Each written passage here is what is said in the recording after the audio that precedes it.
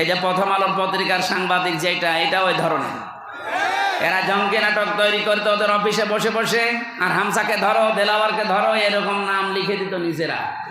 আমি মাটির নিচে যে 10 দিন ছিলাম, আমি দেখেছি ওদের গোপন ষড়যন্ত্রের বিশাল ফাঁদ তৈরি করা আছে।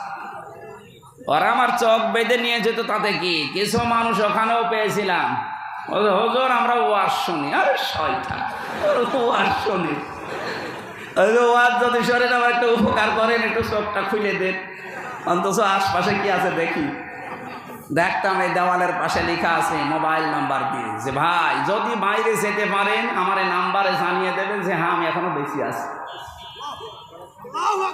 কেউ 5 বছর, 7 বছর, 10 বছর, 12 বছর, 14 বছরের মানুষ আমি পেয়েছি। আমার মনে হয় ওই সময় ওই এম ইলিয়াস আলী বেঁচে ছিল, কিন্তু ওনারে আর দুনিয়ার মুখ দেখতে দিল না, ওনারা বিদায় করে দিয়েছে।